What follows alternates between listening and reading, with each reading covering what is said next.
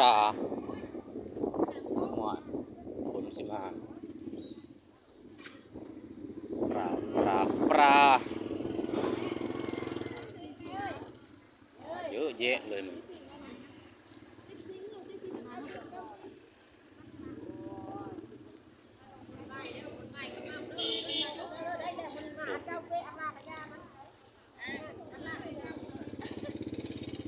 เป็นหางกา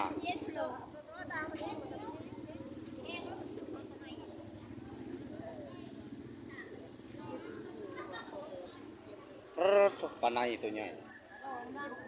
ปลาในแล้วก็ปลาเนาะปลากับปลาแท้หาหลอกบังเห็ดที่ทะเลออกเนาะโอ้ปลานินปลาในโล40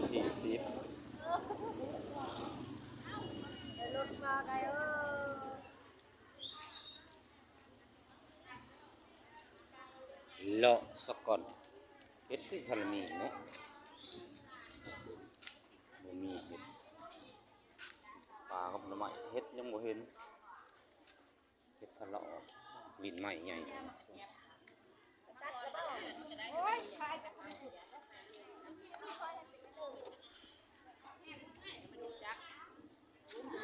เลาะมาสุดทุกคนเลย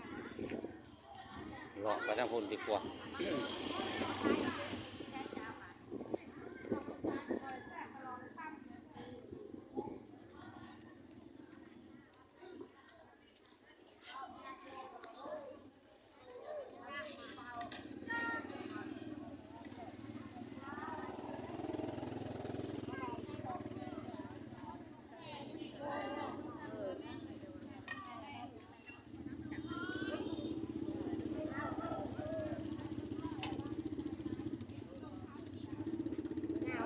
มะนาวน้อยบ่เนาะโอ้ห่อสมยังนี่น่ะสมหมูเลาะไปอีกก็ทุกคนเลยเลาะไปเรื่อยๆก่อนมาเห็นตัวแมวโอ้ยตัวเห็นก็ตัวใหญ่เลยเนาะเห็นหางกา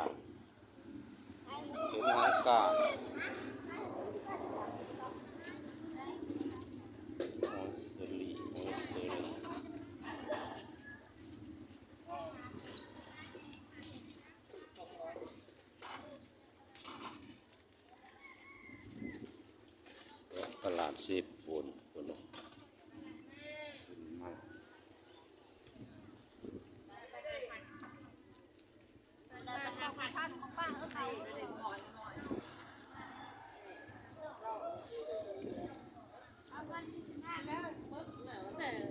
มินใหม่การเอาหญ้าหลายขนาด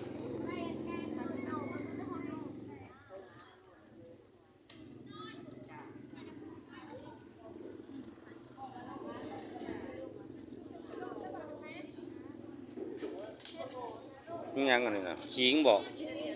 โอ้ขิง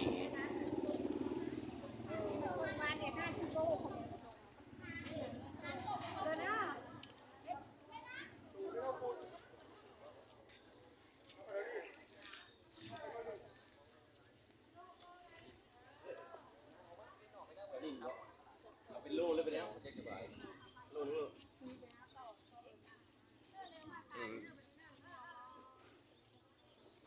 เห็ดขมนั่นนี่เนาะกองเธอเห็ดขมเห็ดขมปูหมักกับหมักนี่เห็ดขมเห็ดขม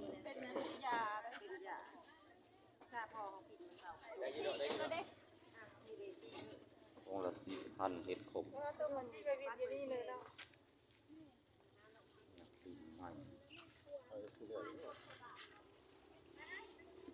เห็ดขม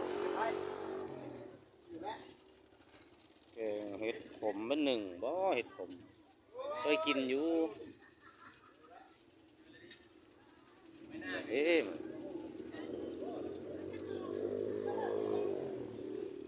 ป่า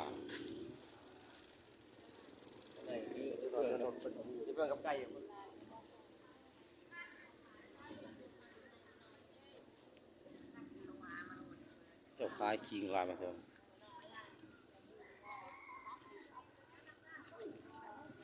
เฮ็ดหยังว้าเฮ็ดขิงว่าขี้ควายกินได้คือกันเนาะโอ้อะไรขี้ควายดอนซะเฮ็ดหยังอันนี้เฮ็ดตีนกับแก่โอ้เฮ็ดตีนกับแก่มุกเฮ็ดตีนกับแก่เคยกินอยู่ได้แต่เก่าก็ได้มะแตงถุงเท่าไรมะแตงถุงละ10ถุงละ20จัดไปจักซื้อหยังในผู้ขายเลาะเขาซะก่อนเลาะไปสักก่อนทำให้ต้มโอ้ยตัวเห็นตัวแมว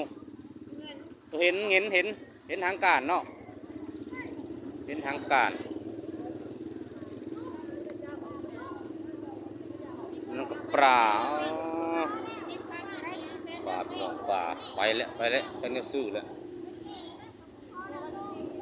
ไปเลาะสะกอทุกคนเลย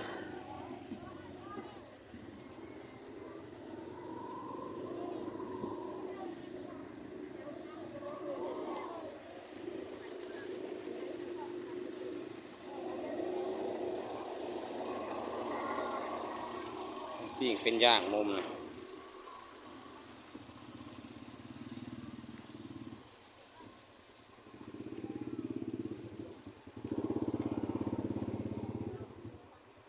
ไปเบิ่งก่อนน้องจะสิกินหยัง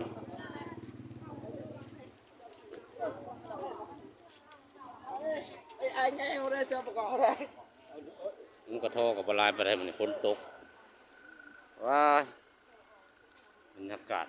ฝนฝากฝนเลาะเบิ่งซื้อทุกคนบ่ได้ซื้อหยังซ้ำจักสิซื้อหยังเลาะเบิ่งซื้อๆเลยทุกคนเลยซื้อหยังซ้ำไปแวะเพื่อนพี่น้องพอแหละที่มีหยังไปกินอยู่ผมจะไปเพื่อนพี่น้องทุกคนเลยไปเพื่อนพี่น้องเอาไปซื้อหยังซ้ำเลาะตลาดก็ได้เลาะถ่ายรูปซื้อๆนะถ่ายคลิปซื้อตอนแรกไปซื้อเห็ดขมซื้อดอกโอเคทุกคนแล้วพบกันใหม่คลิปหน้าก็แล้วกันไปเพื่อนพี่น้องก่อนประมาณนี้ตลาดเซโปน